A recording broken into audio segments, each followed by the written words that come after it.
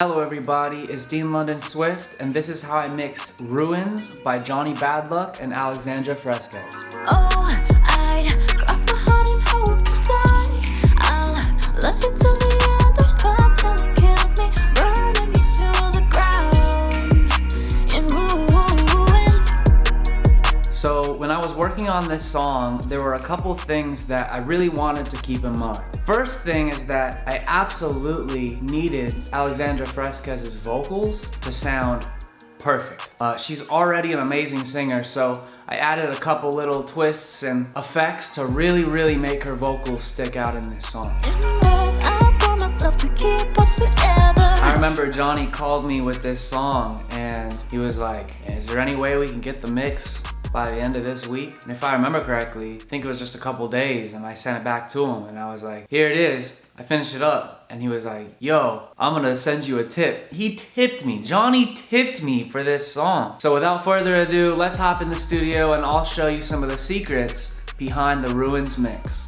Okay, we're officially in the mix for Jawny BadLuck and Alexandra Fresquez, Ruins. We can actually see, we can see it right in front of us. I've separated this into 4 separate sections. Alexandra's vocals, all right here. We've got Jawny BadLuck's main vocals, Johnny's backup vocals, and then we've got the instrumental. There is a lot of work done to this entire song. Let's start with the instrumental. So the instrumental is probably one of the coolest parts of this song and where I did a lot of work. As we see here, we look through each of the things. I cut up this song a ton.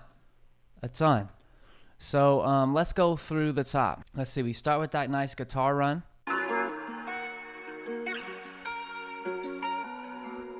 And really all I did with that is hook it up to a sidechain compressor, and that sidechain compressor is sidechained to the kick. You go through, so I've actually organized the instrumental by the type of instrument.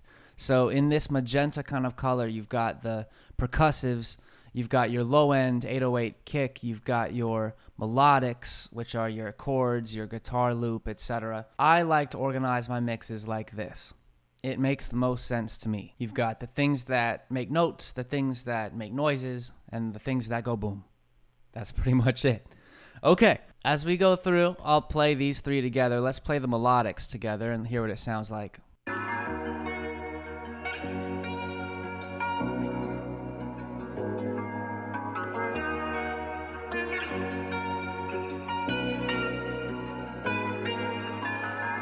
So that's the melody, and it's a beautiful chord progression. On the left-hand side here, right here, you can see where I have this makeshift kind of master bus.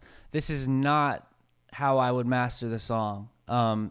It's just to make it sound good, and pre-master is what I call it, my pre-master, so that I can hear what the mix would sound like if it were mastered, theoretically. So we're going to move on to the low end. You can see here, this song was produced by Knowledge. Knowledge picked this 808 here, very clean 808.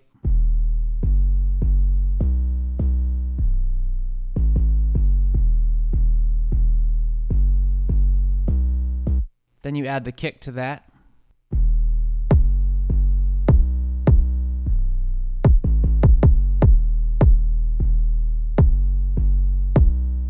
It ends up working pretty well, honestly. Now we add that, listen to the percussives. Now I spent a lot of time organizing each of these percussion things. The first thing, I added reverb to the snap. The hi-hats are placed in certain places that I want. We've got one of the hi-hats just filtering around with an auto filter, kind of pan man kind of thing. In this case, I actually did use Logic's stock auto filter. Now I mixed this song probably last year. It's been a long time since I've actually worked on this song, so some of my mixing decisions might be different today than they were back then. As every musician, we're always learning as we go. And I'm just gonna mute everything else and solo the drums.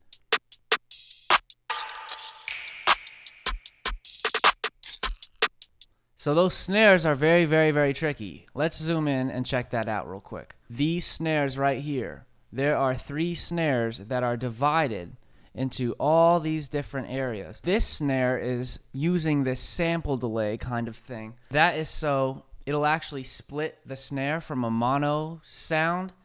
It'll split it into both ears because it's playing that mono sound at a sample rate of, in this case, 173 samples apart from each other.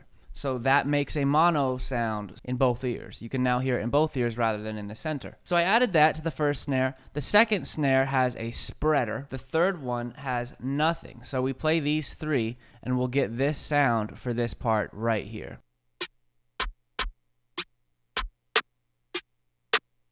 So we can kind of hear how, even though it's the same snare sound, we can actually cut it up and create different parts and pockets in the mix for that snare to sit. You can kind of see I took 3 snares and I shifted them very quickly between your ears. I'll play it one more time. This is a good moment during the video. If you're not wearing headphones or listening to this on professional monitors, you should. Now we're going to play all those drums together. You're going to hear the kind of pockets that each of these fills. It fills the entire thing.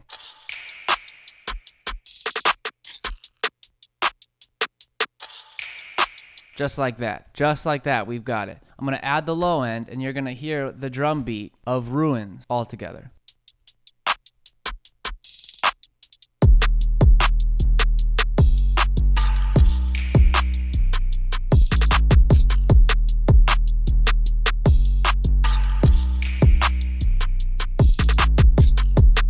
Now on to the vocals. This is how I did the vocals of this song. We're going to start with Alexandra. So back then, when I was working on these mixes, my computer did not have the CPU to handle even a mix bus, even a vocal bus for people. And for people who don't understand what that means, it's just basically your computer has to be able to process all of the effects I put on a vocal recording at one time. So I decided to print all of what I recorded and all of what I mixed to the track, so it's actually just already mixed. So what you're seeing here is already mixed. You can hear it right here. In the embers, I burn myself to keep us together. I know I should know better. Now for the reverb for this, I decided to pick, now this is an easy reverb. This is Waves H-Verb. Fantastic reverb, and get this, this is pretty much on its default settings. Alexandra gave me a lot to work with here. You can see she's got one lead vocal. You've got a backup vocal that follows the front in the center. In the embers. We've also got 2 additional recordings for the left and right ears. We play just those alone, they sound like this. Embers. Those are just the doubles that accentuate certain areas of the song. So we put it all together, it sounds like this. In the embers, I burn myself to keep us together.